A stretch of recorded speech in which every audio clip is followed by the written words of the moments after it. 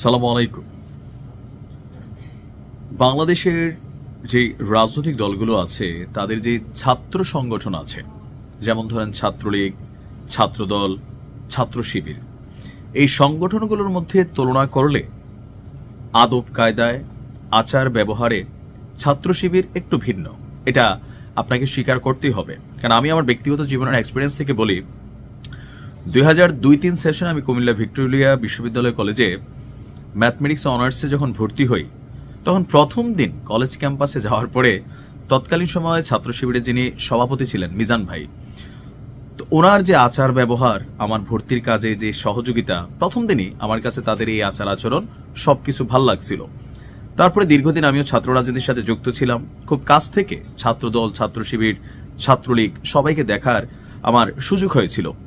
তো রাজনৈতিক যে সিস্টেম বাংলাদেশের চলমান ছাত্রদের জন্য, সেইখানে আমার কাছে মনে হয়েছে যে ছাত্রলীগ এবং ছাত্রদলকে কিছুটা হলেও ছাত্র শিবিরের রাজনৈতিক যে কৌশল সেটাকে অনুসরণ করা উচিত।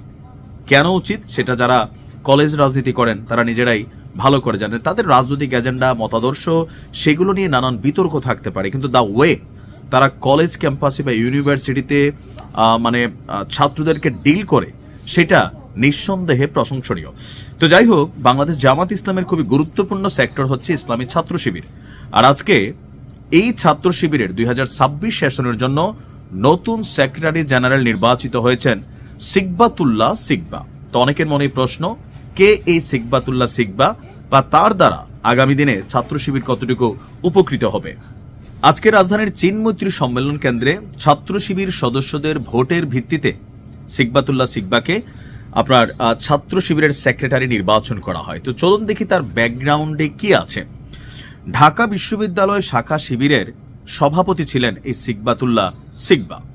2025 সেশনে ছাত্র শিবিরের দপ্তর সম্পাদকেরও দায়িত্ব পালন করেছেন। এর আগে ছাত্র শিবিরের কেন্দ্রীয় সাহিত্য সম্পাদক এবং ঢাকা বিশ্ববিদ্যালয় সভাপতির দায়িত্ব পালন করেছেন। সিকবাতুল্লাহর গ্রামের বাড়ি ঠাকুরগাঁওয়ে। বাবা মাওলানা আব্দুল হাকিম ঠাকুরগাঁও 2 আসনে জামাত ইসলামের মনোনীত সংসদ সদস্য এবারের প্রার্থী হিসেবেও কিন্তু মনোনয়ন পেয়েছেন। তিনি জেলা জামাতের আবার সাবেক আমির।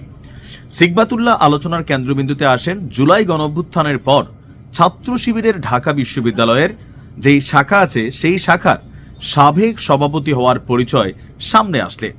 ওই সময় তিনি সংগঠনটির কেন্দ্রীয় সাহিত্য সম্পাদক ছিলেন। এর আগে কেন্দ্রীয় শিক্ষা এবং প্রকাশনা সম্পাদকও তিনি ছিলেন। তো আজকে তাকে এই 2026 সেশনের জন্য ছাত্র শিবিরের সেক্রেটারি নির্বাচিত করা হয়েছে।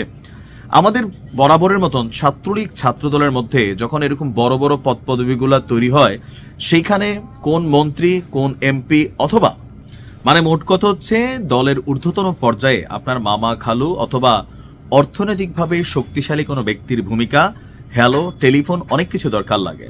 কেন শিবিরের রাজনীতি একটু ভিন্ন বা জামাতের রাজনীতি একটু ভিন্ন, আমি মাঝে মাঝে মনে করি অন্য দলগুলোরও তাদের মতাদর্শ, তাদের রাজনৈতিক কি বলা হয় যে আকাঙ্ক্ষা, এগুলা না, তাদের যে রাজনীতির কৌশল সেটাকে অনুসরণ করতে বলে একটা কারণেই এখানে মেধার মূল্যায়ন হয়। এখানে একদম গ্রাম পর্যায় থেকে উঠে আসা একটা ছেলে এই দলটির বড় বড় পদ পদবী পর্যায়ে অথবা যে কোনো জায়গায় তারা বসতে পারে, তাদের মেহনত এবং দলের প্রতি তাদের শ্রমের বদলে। পাশাপাশি এখানে আরেকটা শিক্ষণীয় আছে কি, যেমন আমাদের যখন অন্য দলগুলোর মধ্যে কমিটি হয়, তখন কেউ যখন পদ পদবী পায়, একই দলের অন্যান্য সতীর্থরা এটা নিয়ে প্রটেস্ট করে, তারপর হচ্ছে বিক্ষোভ মিছিল করে। কিন্তু আপনি শিবিরের মধ্যে, জামাতের মধ্যে এই জিনিসটা হাজারে হয়তো একজনকে পাবেন এরকম। অন্তরে ক্ষোভ থাকলেও প্রকাশ্যে তারা একটা ইউনাইটেড বা ইউনিটি হিসাবে, একটা টিম হিসাবে কাজ করে, যেটা তাদের রাজনৈতিক কৌশলকে সাধারণ ছাত্রছাত্রীদের মধ্যে অনেকটা পজিটিভ ভাইব তৈরি করেছে। ছাত্র শিবিরের রাজনীতিতে আরেকটা জিনিস পরিলক্ষণীয়, যেটা কলেজ ক্যাম্পাসে যখন মিছিল হয়, মিটিং হয়, আপনি দেখবেন যে সেখানে তাদের নিজস্ব ওই ক্যাম্পাসের ছাত্রের বাহিরে সহজে তারা এখানে কাউকে আনে না। কিন্তু অন্যান্য দলগুলো যখন মিছিল হয় সেখানে বহিরাগতদের একটা আনাগোনা থাকে। তো সবকিছু মিলিয়ে ছাত্র শিবিরের রাজনীতি যারা আপনারা করেন, যখন স্টার্টিং স্টুডেন্টরা যখন ম্যাসে ওঠে, ছাত্র শিবিরের স্টুডেন্টদের জন্য তাদের কিছু ডিফারেন্ট পলিসি আছে। আমি দেখছি কুমিল্লাতে এগুলা, ধরেন যারা সায়েন্সের স্টুডেন্ট, ছাত্র শিবিরে যাই মেধাবী ছাত্রগুলা, তারা ওই সায়েন্সের স্টুডেন্ট যারা থাকে একটা ম্যাথের মধ্যে হয়তো ফিজিক্স, কেমিস্ট্রি, ম্যাথমেটিক্স, বায়োলজি অথবা অ্যাকাউন্টিং, ম্যানেজমেন্ট যাই হোক, সেই সাবজেক্টটাতে যে সবচেয়ে ভালো সেরা ছাত্রটা, ওই ছাত্রটা এই ম্যাথের ছাত্রদের ফ্রিতে পড়ায়, অর্থাৎ টিউশনের পয়সাটা বাইচা যায়, 5 ওয়াক্ত নামাজ পড়ানোর চেষ্টা করে। জামাতের রাজনীতি উচ্চ লেভেলে গিয়ে বহুত কাহিনী আছে, কিন্তু লোয়ার লেভেলে যেখান থেকে স্টুডেন্টদেরকে পিক করে আপনাকে দলটার প্রতি ভালোবাসা অনুগত্য তৈরি করে, সেখানে কিন্তু তারা ডিফারেন্ট স্বচ্ছতা রাখে। আর এরকম নানান কৌশলে ছাত্র শিবির শক্তিশালী। এগুলো আমি মাঝে মাঝে বলি, যেখান থেকে অনেক কিছু শিক্ষণীয় আছে। জামাতের মতাদর্শে ভাই আমার নিজেরও কনফ্লিক্ট আছে, দলটির গঠন, ইতিহাস এগুলোতে আমার কনফ্লিক্ট আছে, কিন্তু এই কাজগুলা যেগুলা, এগুলা কিন্তু প্রশংসনীয়। ভালো থাকুন, আসসালামু আলাইকুম।